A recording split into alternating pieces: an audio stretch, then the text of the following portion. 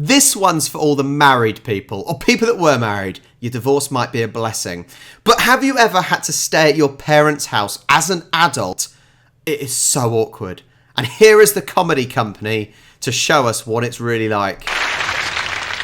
This is why I hate staying at your parents' place. They want to have grandchildren. This is no way to go about it.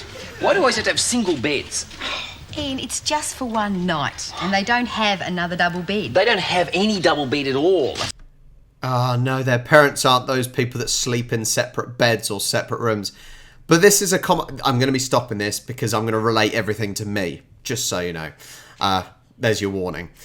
I know my mum, she's got a single bed now where my old bedroom used to be, and I used to have a double bed.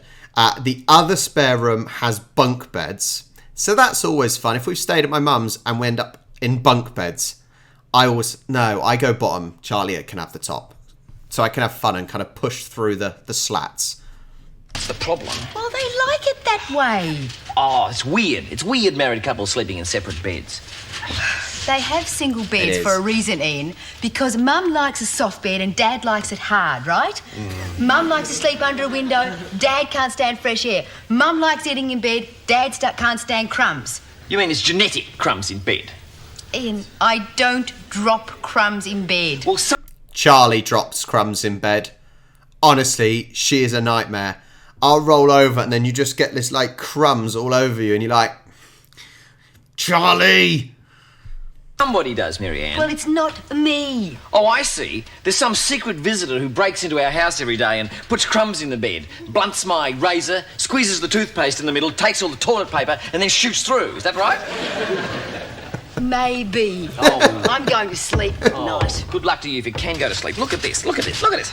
Look at this bed. Shh! Don't move around so much. What's wrong? Makes a bed squeak. What's wrong with a squeaky bed? Well, I just don't like her. I just don't move. Make it sound like they're doing it. What are you talking about, Marianne? Why can't I move in the bed? It's a squeaky bed. Don't make so much noise. It'll make my parents think things. What things? You know. Marianne, we're married. I know, but I don't want them thinking we're doing stuff, all right? That is odd, isn't it? Like, you don't want your parents hearing anything, right? I've been there when I was younger. You be as quiet as possible, all right? Be as quiet as possible. No one needs to hear that, okay? That's both ways, right? Both ways.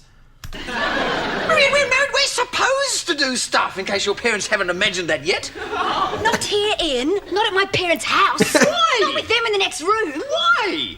What, are you afraid they might get some ideas? It's about time they got a few ideas. Might be a good thing. It might remind them what marriage is all about. Ian, shh. They're my parents, and I don't want them thinking stuff, okay?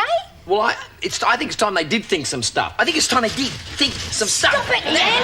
What? Stop it. The funny thing is, that right is sums me and Charlie up, right? I keep saying right, sorry.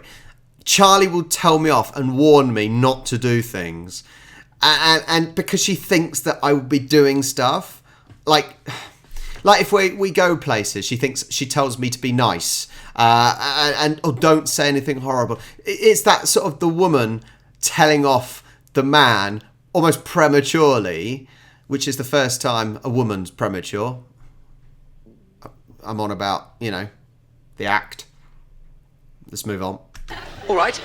Admit that you put crumbs in the bed. No. Ian, shush. Stop it. Ian, stop it. Oh, Mary, that's incredible. All right. All right, I put crumbs in the bed, all right? And you steal my razor blade. You are a pig. What? What did you say, Mary? What did you Ian. call me? Call me All right, you're lovely, you're beautiful, you're sexy and handsome, all right? So shut Okay. up. You promise never to borrow my underwear again? Promise never to borrow? Yes. Pig, Ian. This is very good, Mary. We should visit your parents more often. Mary? Oh, can I sleep in your bed? No. That's so funny. This is why I love the Comedy Company. The Comedy Company is definitely the best sketch show program that there was. They're just so silly, but it's so relatable as well. So relatable, and that's what makes comedy so brilliant. When you look, I've been saying about Me and Charlie how it is so similar to that little sketch, and that's what you want. Oh boy, 2 o'clock. Parties.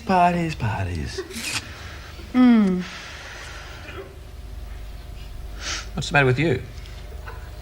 That's exactly what I do.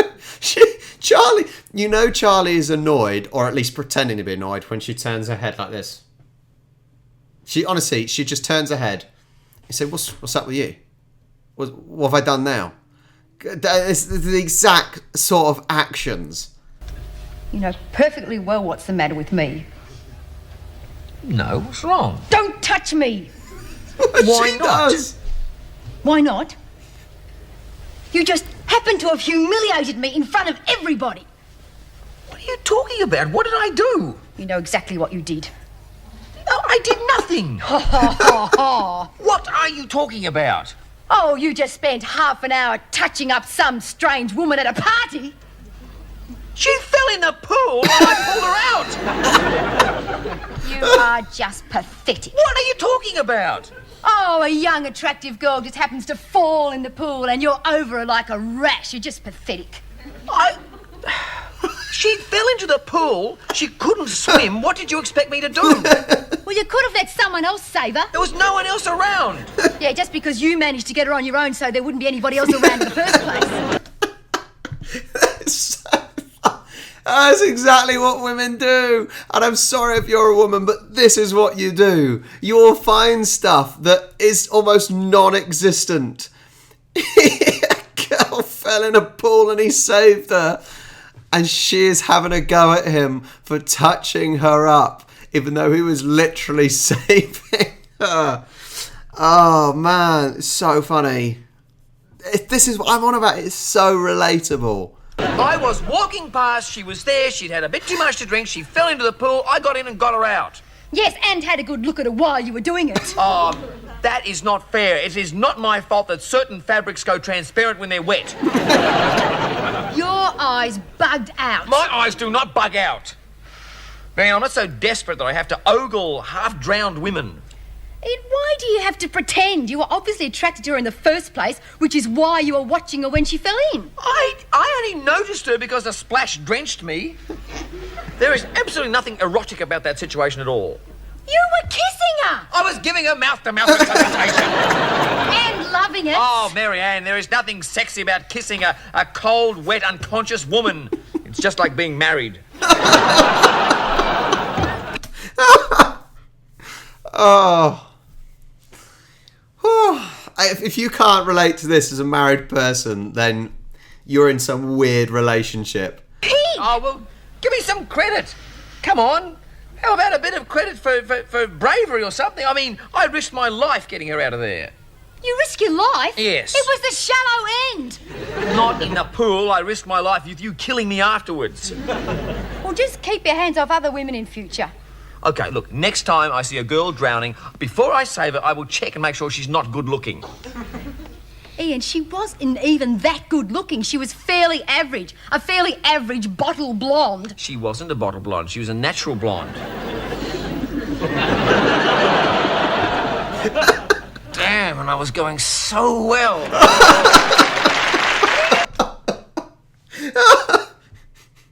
Oh, man. Look. Oh, God. That's brilliant, because he may have saved her he may have simply saved her, but it doesn't mean he didn't have a look.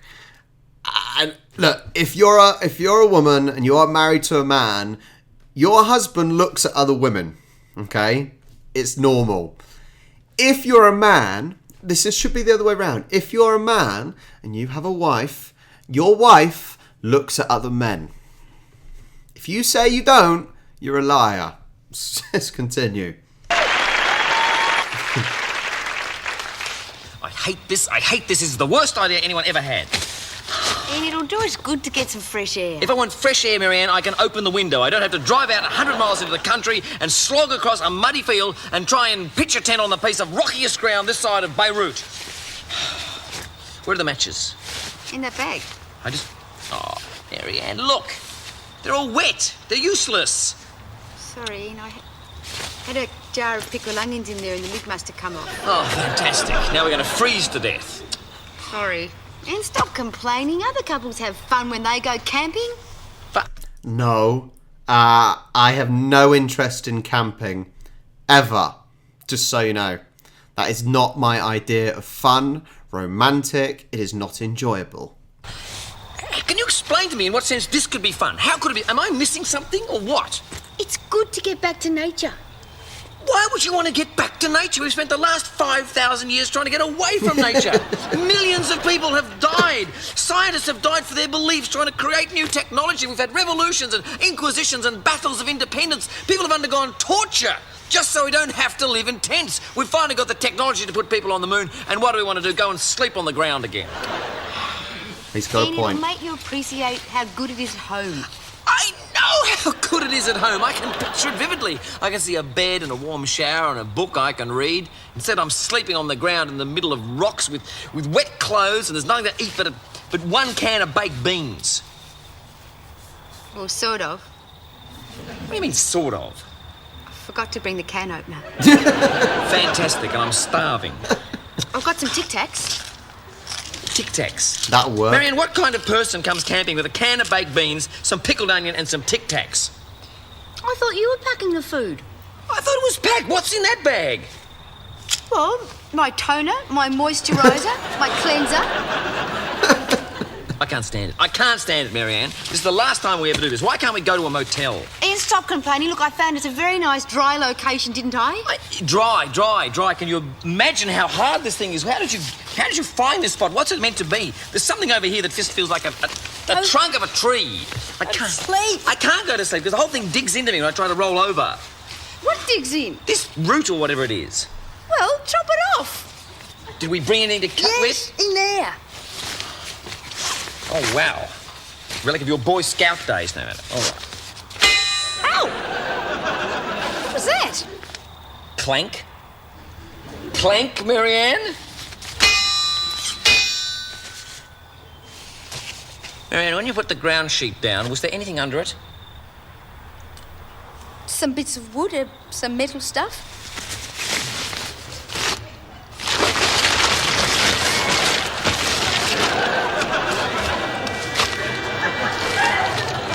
Marianne, get out of the tent.